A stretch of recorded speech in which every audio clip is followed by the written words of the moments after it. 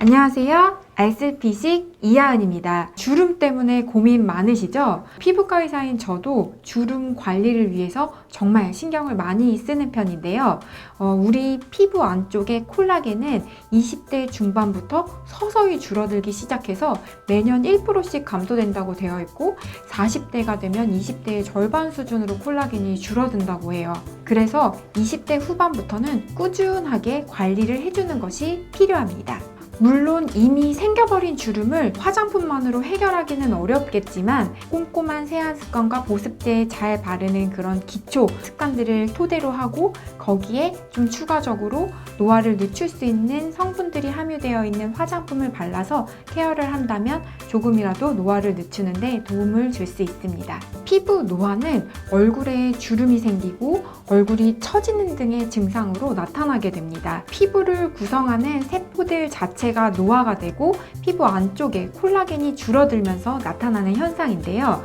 이를 악화시키는 요인들은 그냥 우리 피부 자체의 노화가 되는 내인성 요인과 함께 자외선이나 외부 미세먼지, 활성산소 등의 외부적인 요인에 의해서 더 가속화되게 됩니다. 시중에 엄청 많은 주름 개선 제품들이 있는데 어떤 제품을 골라야 할지 또 어떤 성분이 함유된 제품이 실제적으로 어떤 작용을 하는지 말씀드리고자 영상을 준비해 보았습니다.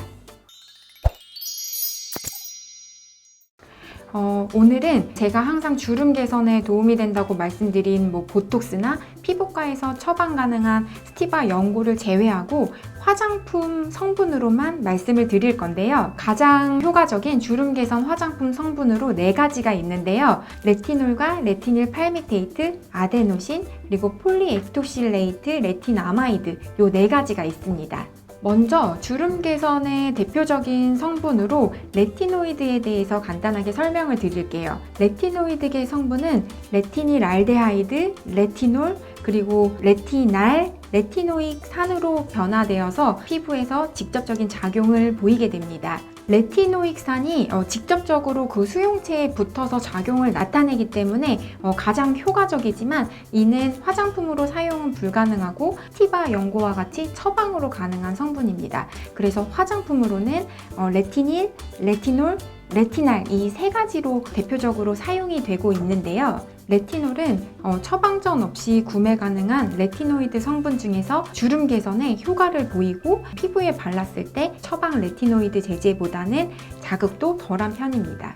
레티노이드는 피부의 콜라겐 생성과 콜라겐 분해 요소를 억제시켜서 진피 콜라겐을 증가시켜 피부 탄력 개선에 도움을 주고 표피세포의 턴오버를 증가시켜줍니다. 또 각질세포를 증식시키고 피부 표피 두께도 증가시켜주는 작용을 하고 또 멜라닌 세포의 그런 타이로시네이즈라고 하는 효소를 억제해서 미백 효과를 보이는 작용도 합니다.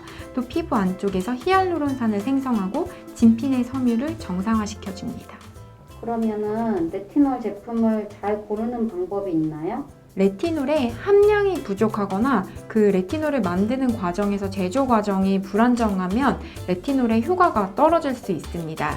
레티놀 함량으로 주름 개선 기능성을 인증을 받으려면 식약처에서 레티놀 0.075%를 넘어야지 되고 그 외의 함량에 대해서는 다양한 기능성 심사를 받아서 통과한 제품만이 주름 개선 효능을 인정받을 수 있습니다. 레티놀 성분은 피부에 자극이 덜한 편이지만 빛이나 공기, 열 등에 굉장히 불안정해지기 쉬운 원료입니다. 따라서 레티놀이 함유된 화장품의 경우에는 이런 것들로 잘 차단될 수 있는 적절한 용기를 사용한 제품인지 확인하는 것이 중요합니다.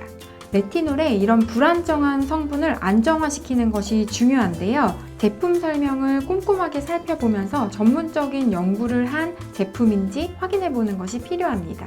또 사실 레티놀도 마찬가지고 레티노이드 연고도 함량이 높아서 퍼센테이지가 높을수록 당연히 피부 콜라겐 재생 효과가 높기는 하지만 높으면 높을수록 피부에 자극이 돼서 오히려 장벽도 무너뜨리고 더 피부를 예민하게 만들 수 있어요.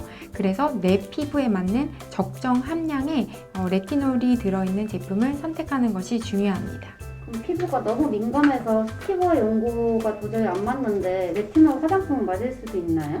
네, 레티놀이 스티바 연고와 같은 효과를 보려면 10배의 함량이 필요합니다. 정말로 주름 개선 효과를 보기 위해서 스티바 연고 0.01%, 스티바 연고 중에서 제일 낮은 것과 같은 그런 효과를 보려면 레티놀 0.1%짜리를 사용하시는 것을 추천드립니다. 레티놀 화장품은 스티바 연고 바르기 전 단계 정도로 생각하시면 됩니다. 스티바는 도저히 적응이 안 되는데 레티놀이나 레티날 화장품 등은 괜찮을 수 있습니다.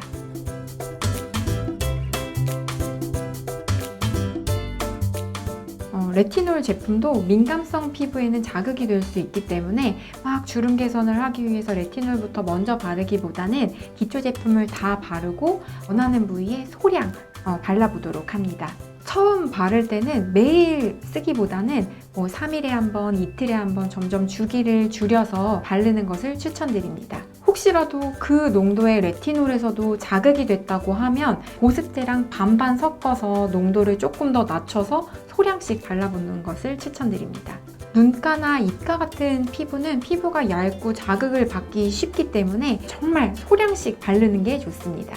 레티놀은 빛에 불안정하고 피부에 바르고 나서 자외선을 쪼이게 되면 광감인 반응도 생길 수 있기 때문에 밤에만 발라야 합니다. 그리고 우리 여러 가지 각질 제거제나 스크럽제 등과 같이 피부를 자극할 수 있는 그런 거를 하고 나서 바르게 되면 더 따갑고 자극 증상이 생길 수 있기 때문에 그런 거는 피하는 것이 좋습니다.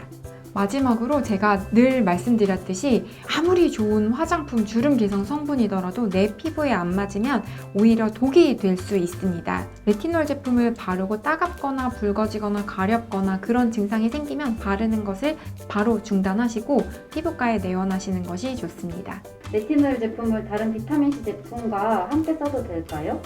레티놀 자체도 피부 장벽을 자극하기 때문에 다른 그런 기능성 제품들과 사용하는 것은 별로 추천드리지 않습니다. 비타민 C 자체도 산도가 대부분 낮기 때문에 피부를 자극할 수 있는 성분이거든요. 그래서 두 제품은 같이 동시에 바르는 것은 안 좋습니다. 따라서 비타민 A와 C를 동시에 효과를 보고자 한다면 제가 추천드리는 방법은 비타민 C 제품은 아침에 바르고 비타민 A 제품은 저녁에 바르는 겁니다.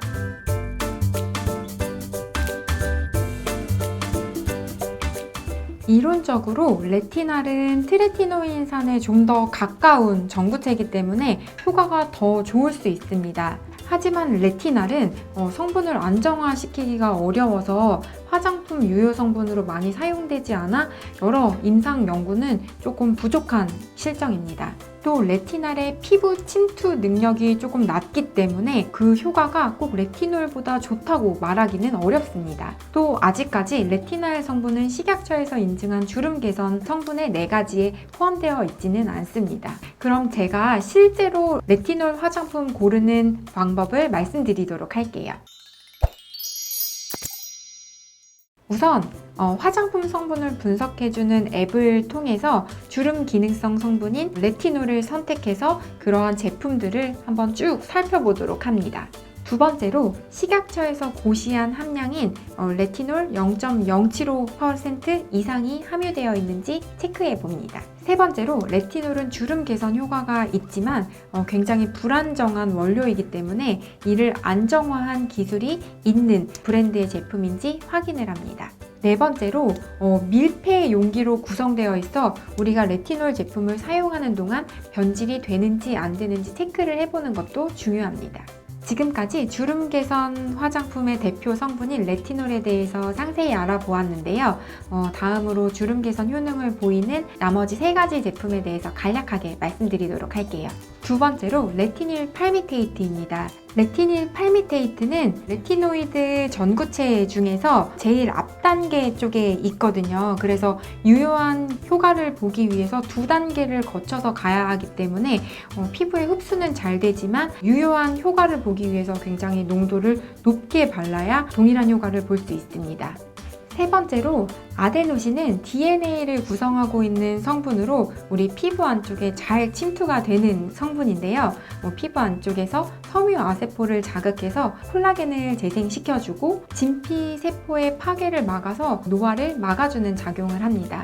그래서 주름 개선과 피부 탄력 개선에 도움이 되는 성분입니다. 피부 자극이 없는 성분이어서 낮이나 밤 동시에 사용 가능한 제품입니다. 네 번째로 폴리액톡실레이티드 레티나마이드라고 하는 성분인데요. 메디민 A라고 하는 겔 타입의 성분으로 피부에 흡수가 잘 되는 성분이고 피부 안쪽에 들어와서 주름 개선에 효능을 보이는 안전성이 입증된 성분입니다.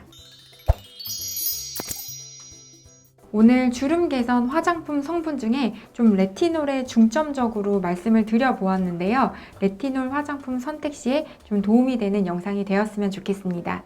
다음 영상에서 찾아뵙겠습니다. 감사합니다. Don't wanna have to wait tonight. Better off. I'm gonna find my way tonight.